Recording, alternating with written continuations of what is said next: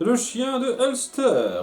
Pour les 10 d'entre vous qui vouliez un épisode centré sur Bronx, à peu près, nous sommes en Irlande, il reste plus que le pays de Galles et on aura fait le tour, où on suit de jeunes micro-délinquants. Les flics, ça pousse comme le chien dent ici.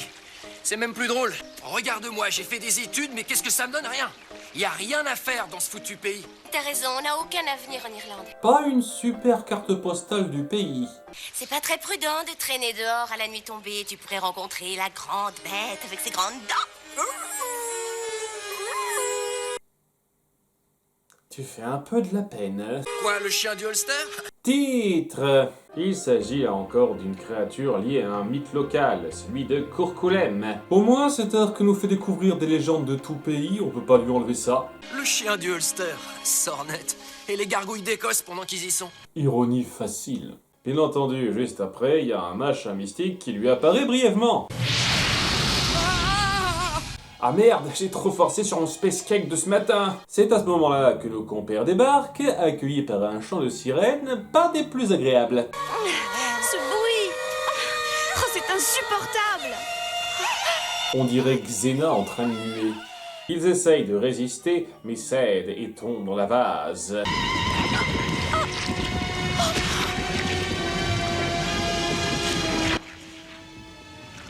Je vais être obligé. Au secours!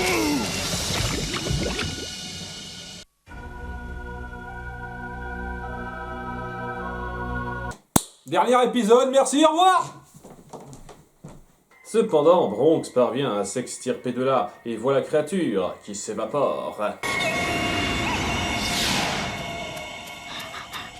Tout le monde est mort sauf lui, il va continuer l'aventure tout seul. Peut-être les remplacera-t-il par ce type, Rory, qui en plus d'un daddy issue au sens direct... Qu'as-tu fait d'utile, toi, pendant ces dernières semaines? Quand te décideras-tu à prendre ta vie en main? On ne peut rien faire lorsqu'il n'y a rien à faire. Depuis que maman est morte, on s'entend plus. Ça fait chier d'être un héros Disney. Ah, figurez-vous, une destinée. Tu viens d'une grande famille, d'une vieille famille. Le sang d'un héros coule dans tes veines. Et à part ça, quoi de nouveau?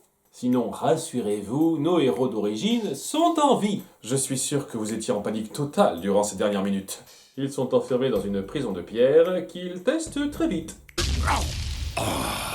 Même une centaine de gargouilles n'arriverait pas à détruire ce mur. Tu veux pas essayer les autres coins de mur en plus de celui-là, au cas où? On m'appelle la Dame Blanche. Ah, j'adore la glace à votre nom. Bienvenue en Irlande, Goliath. Merci, j'ai déjà une copine. Je crois. Elle reconnaît l'aura d'Avalon sur eux. À moins évidemment que ce soit Lord Oberon qui vous envoie me chercher.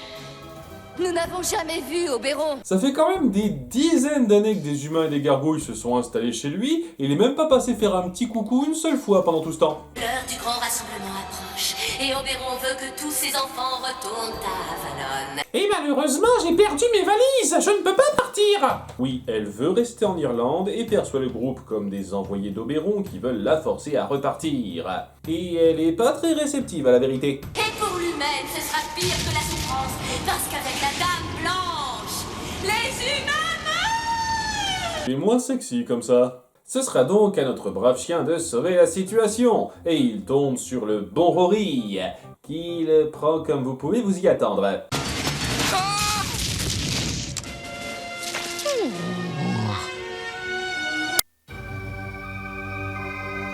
Non, sa colonne vertébrale l'a plutôt bien pris bizarrement, et il finit vite par voir la brave bête pour ce qu'elle est.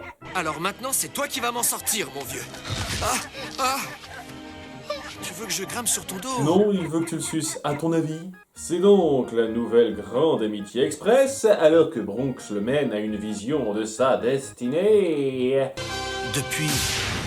Il faut absolument que j'y aille. Toujours là pour donner un coup de main aux futurs héros locaux. La copine du début apparaît alors, et se dévoile très vite. Molly? Oui, c'est moi, et ce n'est pas moi. Alors, c'est logique.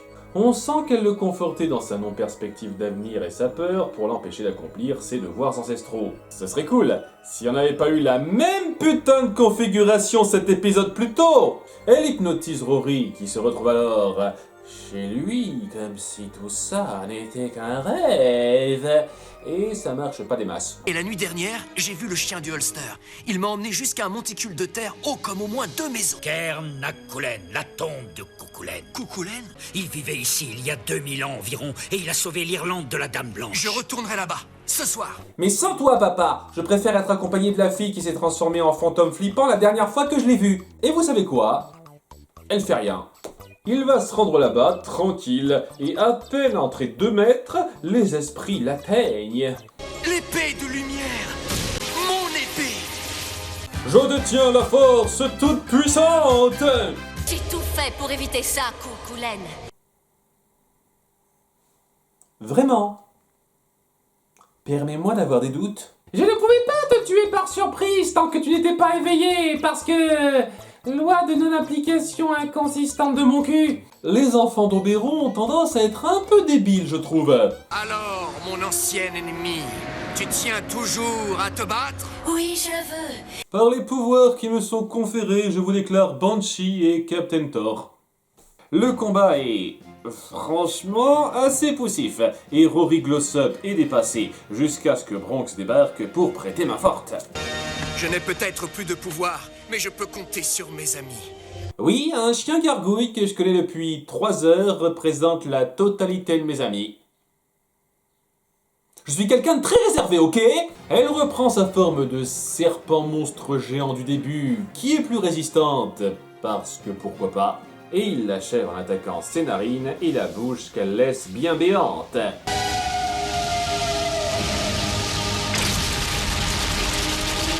C'était compliqué à voir venir.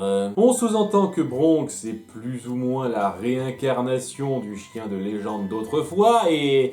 voilà. Aucune école ne nous enseigne la dignité et le courage. Ce n'est pas facile, n'est-ce pas? Se conduire un héros est rarement facile.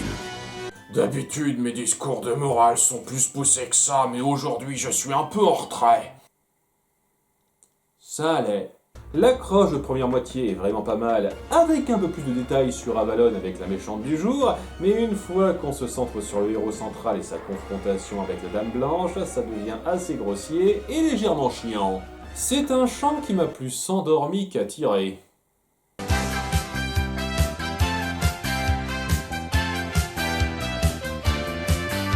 Tu étais beaucoup plus grande et tu avais une longue chevelure blanche. Oui, elle chantait.